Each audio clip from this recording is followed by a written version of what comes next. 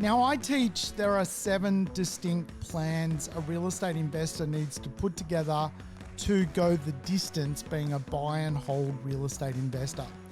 They include an acquisitions plan, what to buy, how to buy, where to buy, a rental growth plan, how to maximize your cash flow, how to get your best tax deductions going inside of the real estate market. I also teach debt minimization, and of course, all the way through the 7 plans, which I won't go into them all today, but through to a wealth acceleration plan whereby you do more sophisticated levels of work in the real estate market.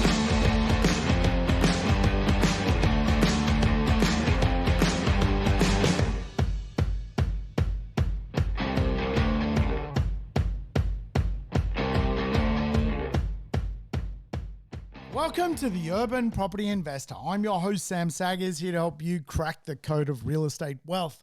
Today's show, we're digging into the idea that we need an offensive piece of real estate that can also defend us in tougher times. What does that look like? We're going to dig into it. We're going to have the conversation around both what momentum is in the real estate market versus also what grows in the real estate market.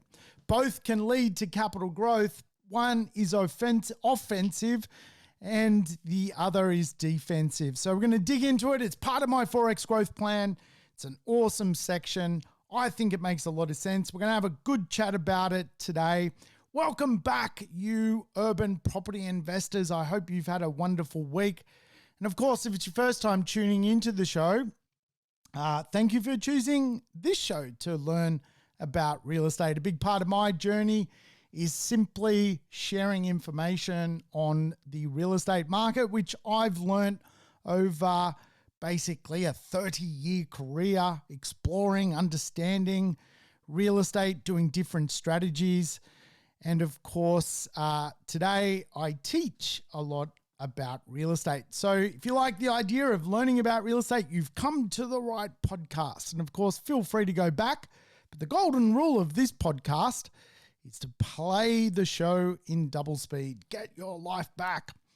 All right, let's kick off. Now we've caught up. I hope everything is good in your world. We're going to dig into the idea that real estate is a bit of a journey. Now, I teach there are 7 distinct plans a real estate investor needs to put together to go the distance being a buy and hold real estate investor. They include an acquisitions plan, what to buy, how to buy, where to buy, a rental growth plan, how to maximize your cash flow, how to get your best tax deductions going inside of the real estate market. I also teach debt minimization, and of course, all the way through the 7 plans, which I won't go into them all today, but through to a wealth acceleration plan whereby you do more sophisticated levels of work in the real estate market to speed up your wealth accumulation and your wealth creation. Of course, 3 phases to investment. You know the rules. You've got acquisitions, consolidation, and lifestyle. Acquisitions is just the idea about going out and buying some real estate to then hold and of course work out to pay off that debt and then obviously go on to live off the income from that real estate. The buy and hold plan of real estate. Now, today I'm going to dig into a subsection of my Forex growth plan whereby we look at 2 distinctly different categories of how to make money in real estate using the market. One is a momentum section of the market and the other is a true level of growth which happens by virtue of pie economics. So we're going to both look at them from how they protect us as a real estate investor, but also how it can lead us into the wrong real estate marketplace. Now, I've talked about this before. A lot of property investors, if you like, get out there quite enthusiastic when they begin to buy, and when they start buying, really, they will follow trends. And the way algorithms work these days, you're generally served what you want to see. And of course, if you're looking at the wrong clickbait to begin with, then all of a sudden you start to get information overload, and a lot of what you're seeing starts to feel like it's real and it's the right decision for you to proceed with. And for a lot of us, we don't understand that inside of wealth building philosophy, there is both epistemology and agnotology. Now, they are two distinct pieces of philosophical ways to look at the real estate marketplace. Epistemology, if you like, is just the proven theory and evidence-based theory of something. Agnotology is really the study of deliberate or culturally induced ignorance. And what happens inside of the real estate market is we are clickbaited constantly and sent really ignorance that we need to work our way through. Now, today I'm going to talk to you about some drivers of the real estate market, and there are 6 of them: population, infrastructure, economics, jobs, basically, supply and demand, demographics, and rental returns, yields. And they all do drive the real estate marketplace. But today I'm going to break them into 2 distinct groups. One is where we can go on the offense when it comes to real estate, and the other one is our defensive real estate decision. The defense is PIE, population, infrastructure, and jobs, economics. The offense, if you like, is supply and demand, demographics, and rents, yields. Now, what happens for a lot of property investors is they get caught up with the latter, the offensive bit to the puzzle, without making sure they build a defensive strategy. So it's very, very common for a lot of property investors to get caught up and end up buying a piece of real estate in a real D grade area because of a trend, momentum. The trends in the marketplace that create capital growth and really create a fad to go and do something in a very dangerous place are often led by shortages of real estate, which push prices up. They are led by rents, and they are also led by demographics. Now, I'll explain a little bit further as we travel through today's discussion.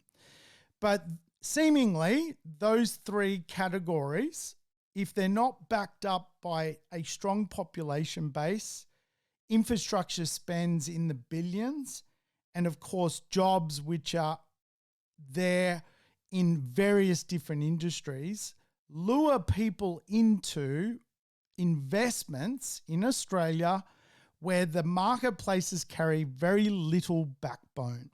And quite often it's done through the concept of agnotology, the idea of you being clickbaited or induced into a silly decision. And of course, when it comes to the idea of evidence-based investing, the theory of knowledge, we know that if you buy where there's more people going, more jobs being created, and where government is putting a stake in the ground when it comes to infrastructure, you're going to have a very long experience owning real estate and a very protected experience. It's a real evidence-based model that has worked time and time again.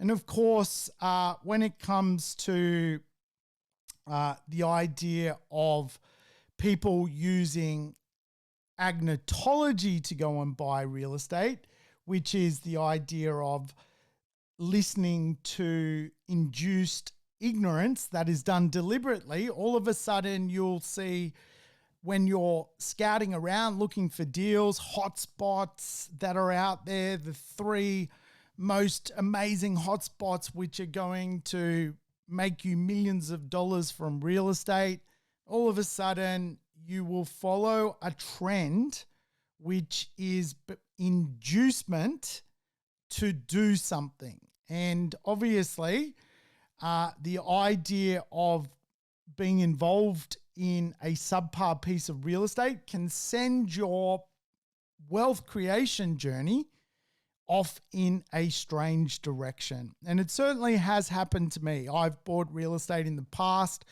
in sleepy little villages because I was following a trend of where are the highest rents versus the lowest house price.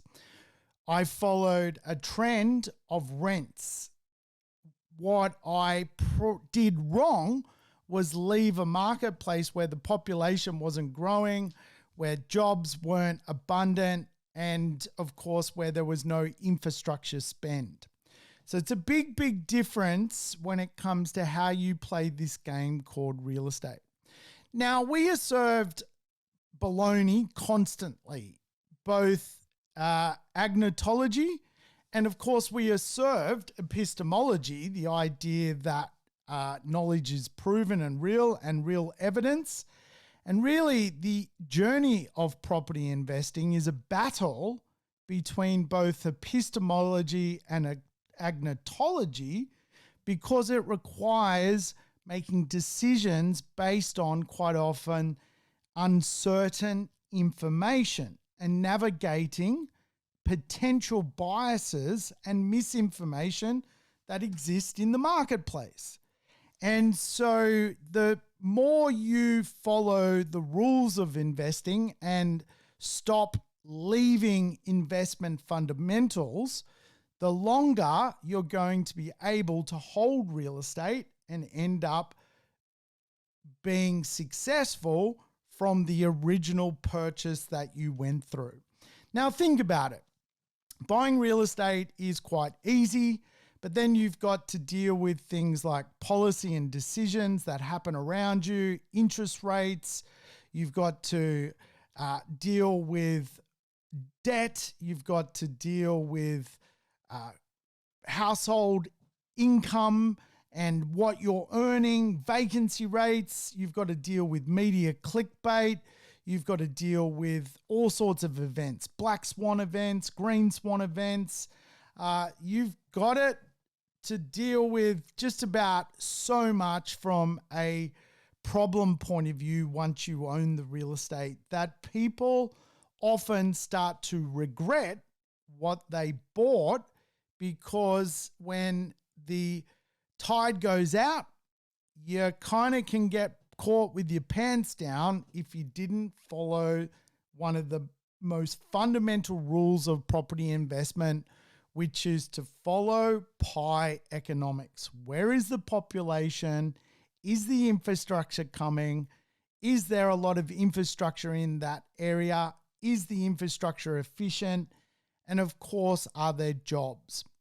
Now, again, like the idea that we get bamboozled constantly from the media, from information, not only happens from the real estate market, it can happen from government. Now, a couple of weeks back there, I woke up one morning and saw on the news, in 3 years, we're going to war with China.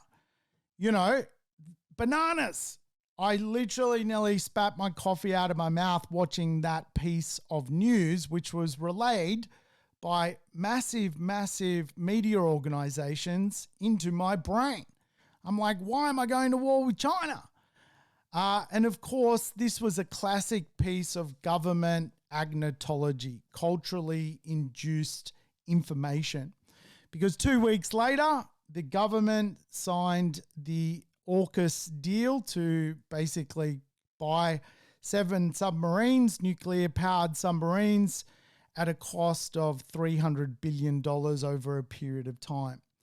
So did the government create misinformation or a problem that doesn't exist to justify spending money on submarines? Agnotology versus epistemology. Now, there's probably definitely no doubt some logic as to why you would spend that money on some submarines. Today's not to break down whether the policy was good nor bad. Today's conversation is we were given misinformation, that we're going to war with China in 3 years. And of course, we were fed that information to culturally induce us into feeling like, wow, we should do something about that. Of course, 2 weeks later, government comes along. We've done something about that. We bought the submarines. So this stuff happens all the time with investment. The idea that, for example, inflation is caused by government. Inflation is caused by governments basically printing money.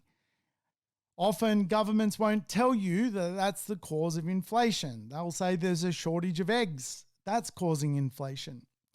As we know, it's a game of, is there some truth to that, or is it actually agnotology? Now, agnotology is something that property investors just need to be very, very, very wary about, because it does cheat a lot of people out of investment. They read this stuff and get way too excited that it carries more meaning than it actually does. For the most part, the media is clickbaiting just about everyone. By way of example, we hear about the great property bubble here in Australia when it comes to real estate investment. And obviously, if we look at a real bubble that occurred inside of global housing, it occurred during the GFC when around 15% of loans defaulted. Obviously, we're nowhere near that in present times whatsoever. I think the current rate of people unable to keep up with their mortgage is less than 1% of all mortgages. So again, you'll get fed bubble trouble from the media, clickbait, agnotology. Of course, when you look at epistemology, the real information, actually compare it to, for example, a real bubble, we're nowhere near that. And of course, the media plays the biggest part in all this, which creates biases. It also creates paid clicks. It creates the ability for something to be a cash for comment. It creates really commercial interest that property investors look at. And of course, often make their decisions when it comes to their financial future. This sort of brings us back to the discussion I truly want to have, that the real estate market is made up of some drivers: momentum trends and pie economics, population, infrastructure, and of course, jobs or employment. Trends, supply and demand, demographics, and yields or rents come and go. And so from a defensive point of view, we want to manage risk.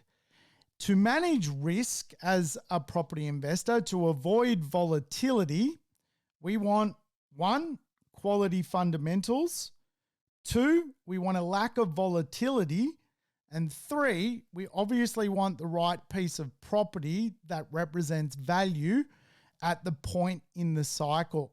And of course, 4, we want the what I always refer to, which is good land characteristics, great building characteristics, and a great location characteristic, whether it's an apartment, villa, townhouse, or house. That's what we want from an investment. If we nail them, we're going to have a very good, safe, low volatile, and quality-based investment journey as we hold real estate. So again, if I dig into my Forex growth plan, really, if you've ever seen the Forex growth plan, you would go to the market section. And inside the market section is really broken into 2 sections: pie and momentum. So the momentum drivers, supply and demand, demographics, and rent. Now, again, when we look at what I think the defense of all real estate is in Australia, it is population, infrastructure, and employment or economics. And the reason being is we want to wake up 30 years from now knowing where we have invested is still popular, there's still jobs, and there's still governments spending on infrastructure improving those areas. We don't want to be off the beaten track hanging out at Lake Weirdo just because the year we went into our acquisition phase to buy a property, Lake Weirdo was booming. Because what happens inside of real estate is you will often get trends. And quite often, probably the biggest fad, for example, during COVID, was the trend, a demographic trend to go to Humpty Doo. So a lot of older people, for example, were going, you know what, I can cash in on my beautiful Sydney and Melbourne house. I can go down the south coast and buy in a small little sleepy village, and I'll pay a pretty penny to achieve that. However, that is a trend that won't last forever. And of course, that small little sleepy fishing village has no jobs, has no real population growth, and certainly has no infrastructure. Where property investors tend to go wrong is they see a headline, they see agnotology, they see next hotspot is going to be 2 hours south of Sydney, where all of a sudden, everyone's moving to, and jump on the bandwagon. And we call this in bias the bandwagon effect. Obviously, you do not want to be a bandwagon investor. Otherwise, you're just buying the bandwagon. Now, think about how an economy grows. So we grow an economy 3 different ways. We can increase its population, we can improve its productivity, or we can innovate. So when the Australian government posts information on the improvement of GDP, they are showing the population has grown, the country's innovated, or we've produced more. We've sold more of what we have, more iron ore, more coal. We've produced more agriculture, the production. And so if you want a defense strategy with real estate, I think it's very important to stick to really the top 10 to 15 major places in Australia. If you Google the 10, 15 biggest places in Australia, biggest cities, if you like, they're obviously going to be a big part of the GDP output of Australia. They will be places that attract population, innovation, and productivity.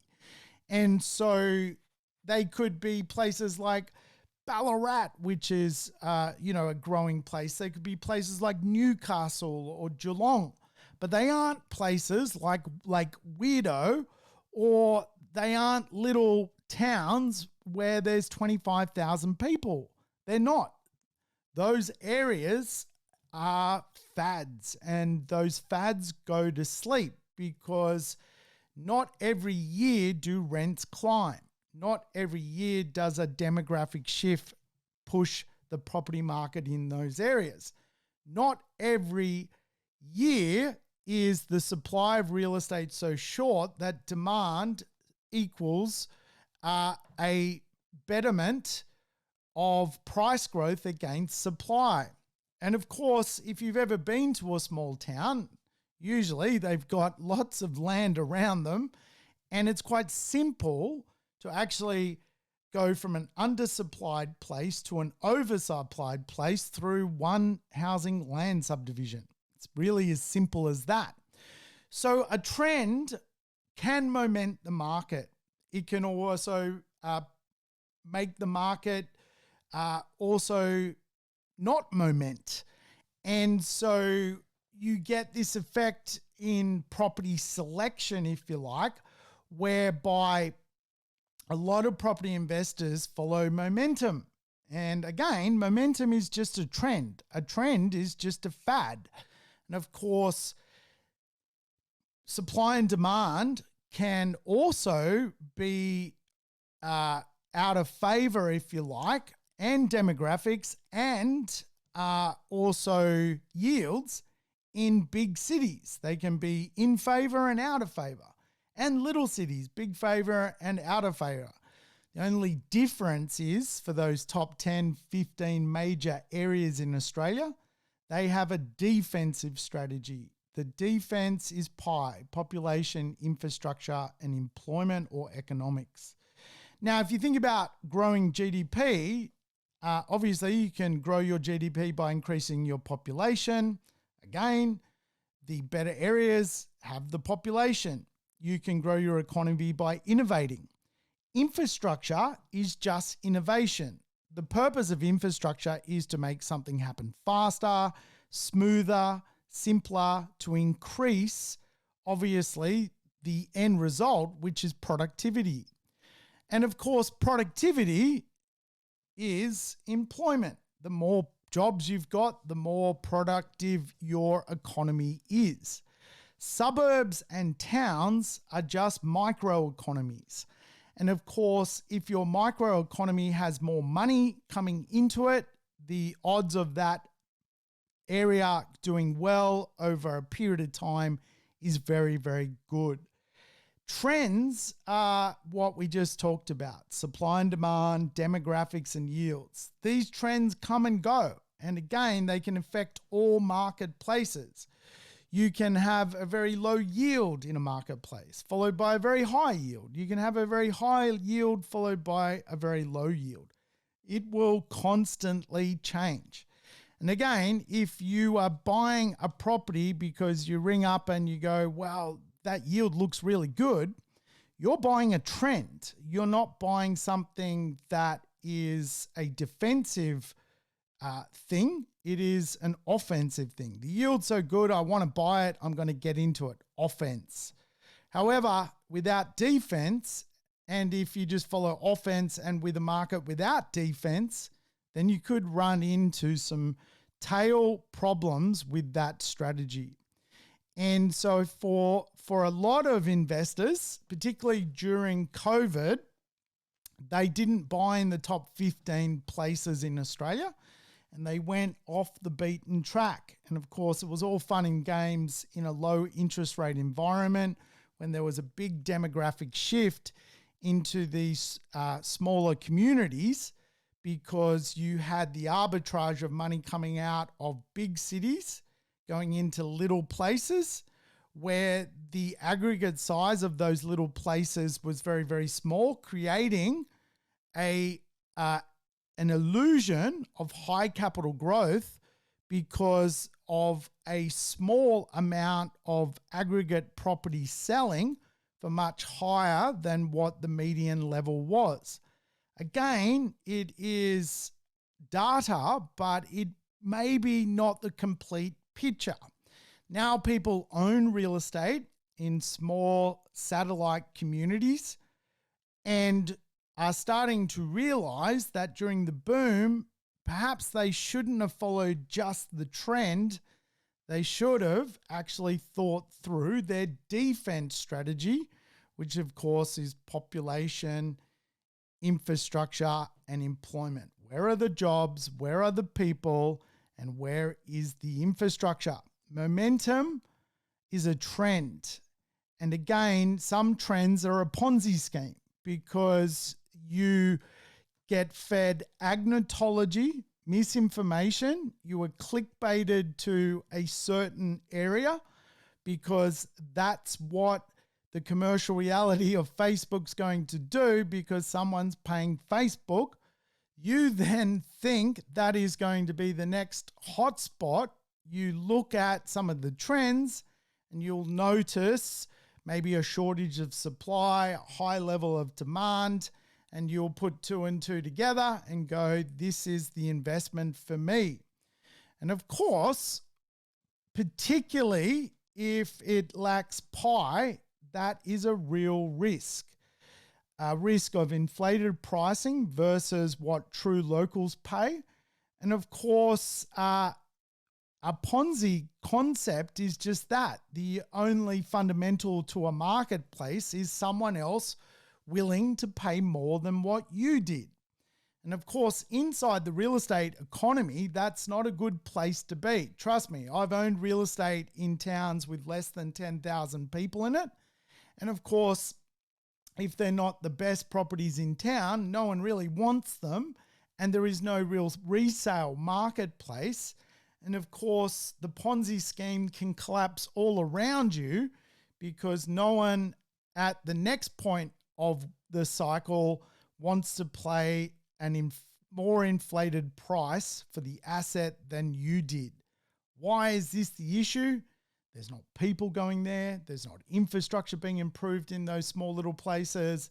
And of course, they are lacking employment opportunities for people to want to go there. So there's certainly a lot of risk in just following fads and following trends in the real estate marketplace. Risk versus reward. Remember, as a property investor, we want both pie economics and momentum economics. If we can get it, we're going to do really, really well. But I would prefer to buy pie economics in a marketplace which isn't momenting than find a marketplace which is momenting without pie economics, because I want to manage my risk, defense, quality fundamentals, lack of volatility, and good value. It's really how it works. Now, once again, big cities can have momentum trends in their favor, and right now they do.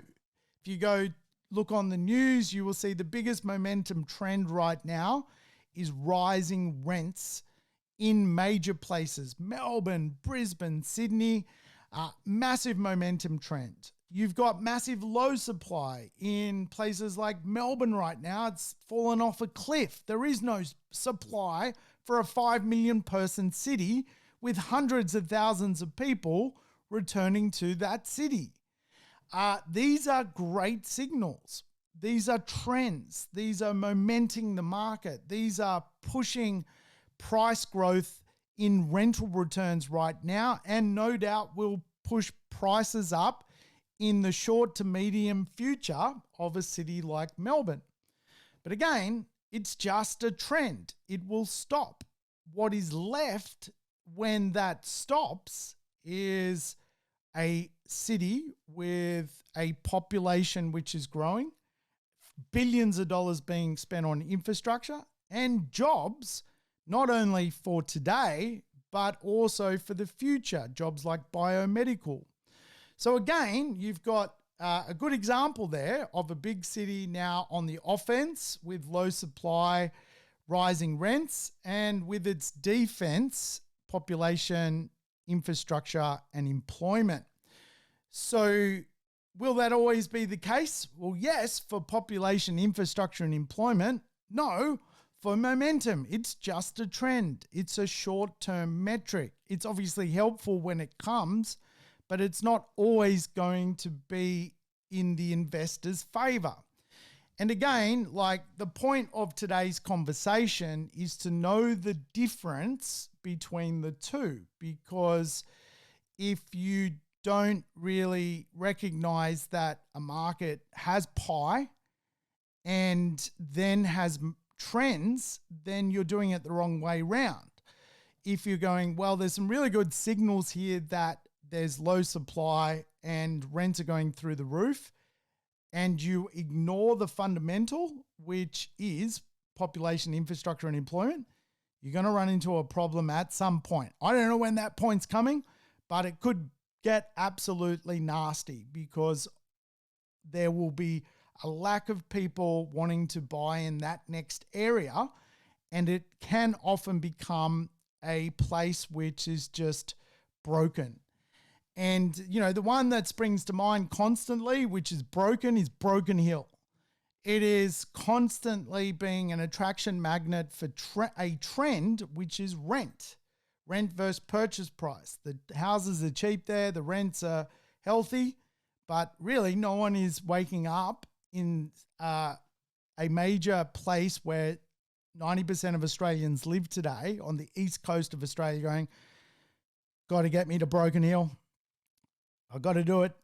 I'm going to work bloody hard to go live in Broken Hill. They're not. It's never going to be that way.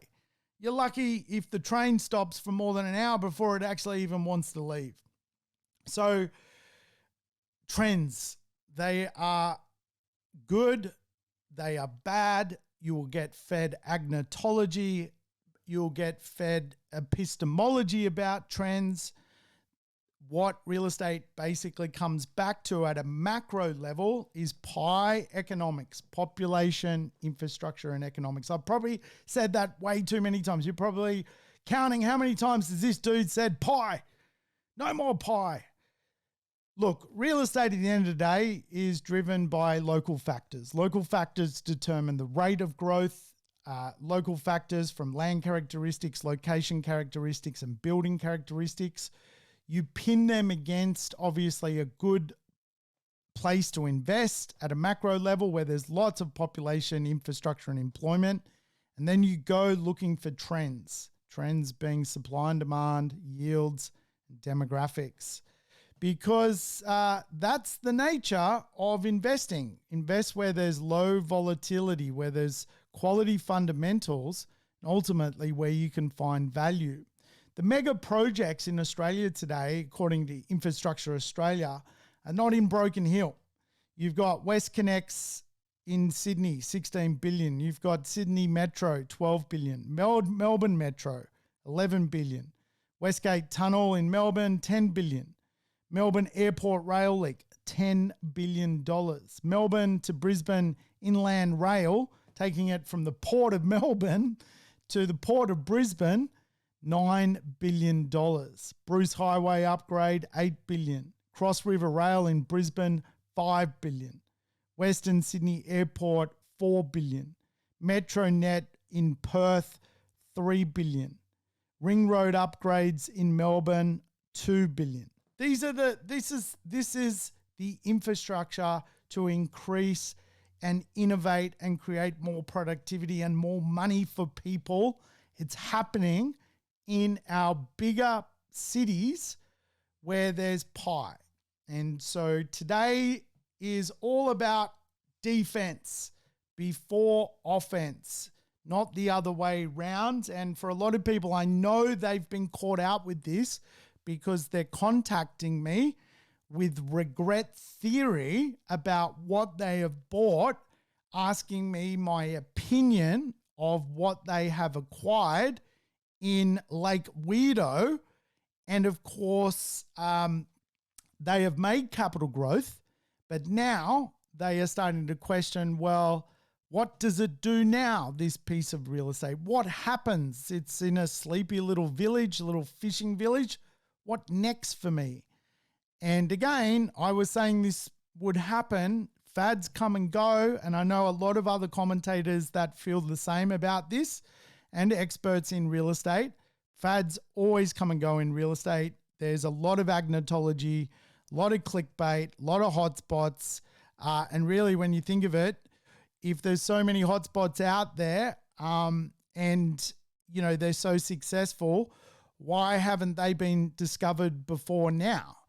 Because the truth of real estate is the best areas, best locations, best neighborhoods, areas with the best schools, areas with the best shops, areas with the best brands, they exist. And so for us, if we can afford to get in those locations and get a great property, investment grade property, we're going to make a lot of money. Sometimes we have to go, okay, well, what's the next suburb? I can't afford that one. And we use the next suburb effect. Sometimes we're 3 suburbs from that action, but we're not 500 kilometers from that action in the middle of nowhere. That's just not going to work out as a property investment strategy over the horizon of a lifetime. You're just going to buy a trend, a fad, and it's going to go out of fashion. Stay in fashion. Pie economics. that's today's show. I hope you enjoyed it. I will see you next time. Thanks for tuning in to the Urban Property Investor. To never miss an episode, make sure you subscribe to the podcast on your favorite app or on YouTube. I would love it if you could give the show a rating and share it with your friends and family. In between episodes, you can always keep in touch with me by connecting on social media over Facebook, Instagram, or LinkedIn. Until we meet again on the next episode of the Urban Property Investor, take care and bye for now.